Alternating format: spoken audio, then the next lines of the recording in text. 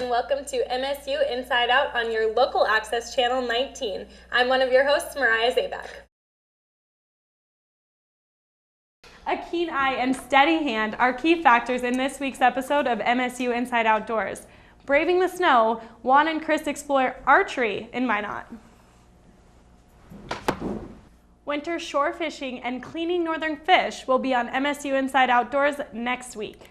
The Minot Air Force Base Girl Scout troop spent their Wednesday afternoon giving cancer patients vases of tulips.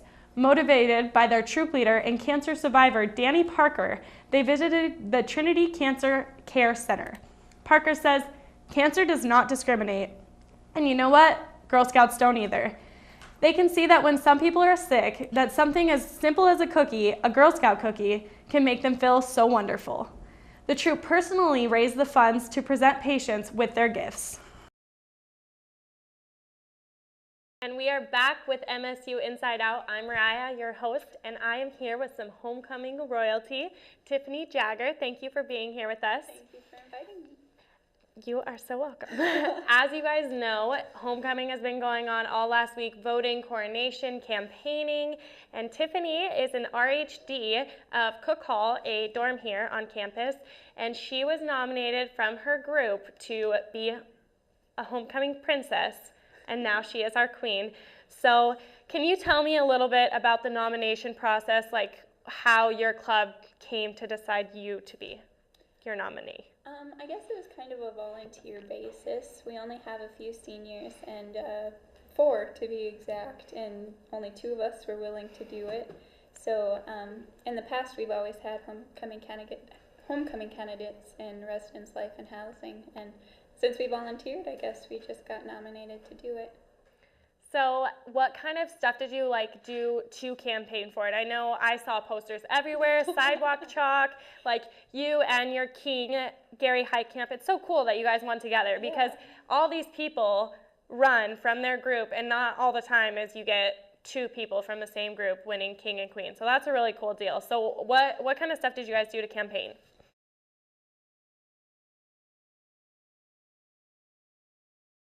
North Dakota can add a 3rd national championship to its 2013 resume.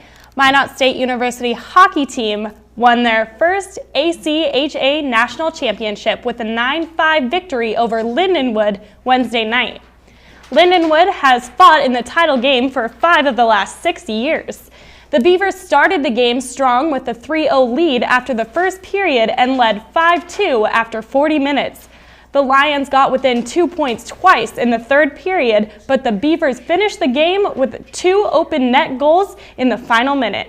Lindenwood has been known for their strong offense, but MSU goalie Wyatt Waslinchuk turned away 35 shots on the evening. Waslinchuk, Nigel Dubé, Cam Magoo, and Jared McIntosh take honors as part of the first tournament team. And forward Dan Lamb holds the title of the tournament's most valuable player. Thousands of players, spectators, and fans are on the Minot State campus for day 1 of the State B basketball tournament. Let's take a look at the games so far. Trinity upset the defending state champions Beulah in regionals, so we'll start with them. Jacob Good at the top of the key, fancy move there. Bucket good for 2, cuts the Lakers lead to 1. 30-29 Larimore in the 3rd. Quick buzzer beater here. Brady Tygles just on fire in the 2nd half. Drops a long 2. Larimore down by 1 going into the 4th at 38-37. Freshman Drew Tygles with the deep pull-up jumper puts it in for the deuce. And that will propel Larimore to a 52-49 victory, advancing them to the next round. Milner beat Shiloh Christian 60-56, and they'll meet Larimore tomorrow in the semifinals. Tonight's action will dictate the other semifinal games. We have some awesome guests here with us today. Thank you so much for being with us. I have with me Bill Harbert, a professor here at Minot State, and also a co-coordinator of Knotstock, and I also have Lori Geller, who is our honors director and a math teacher. Is that correct? Yes. Alrighty. Well, you guys have been involved since day 1. Can you tell me a little bit about what Knotstock is? Okay. It started out basically as a one-day event, and it's evolved into a multi-day event that is essentially a celebration of the arts that's very participatory and gets students and community members and faculty and anyone who wants to participate involved. So. Alrighty. Well, how did you guys come up with the idea of Not Stock? Like, did you have some sort of inspiration, or what gave you the big, hey, we should do this?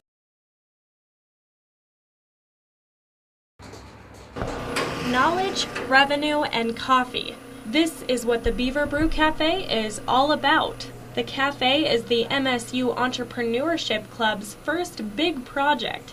Starting with a dirt floor and paper plans, the group has built the cafe structurally and financially from the ground up. We had plumbers, of course, install like the plumbing and hook up the espresso machine, but we had to pick up all the initial stock. While finalizing construction, club members put in efforts towards other parts of the cafe. Every one of us has some piece of the Beaver Brew that we can point at and say that we get to help with. I get to help with getting the permits and our licensing and our brand name. The Beaver Brew Cafe is giving young entrepreneurs the opportunities to build a brand name while working with a diverse group of people. We have majors that are like Spanish major, we have art majors, we have psychology major. It's for anyone interested in possibly opening a business one day or just wanting to learn the ins and outs of business. Not every student gets the chance to open their own business, but MSU's Entrepreneurship Club is giving some that opportunity. This has just been a really great experience, and I hope that other people can come in and enjoy it. Late nights come with living the life of a college student, but some choose to kickstart their mornings with the Beaver Brew Cafe. For MSU Inside Out, I'm Mariah Zaback.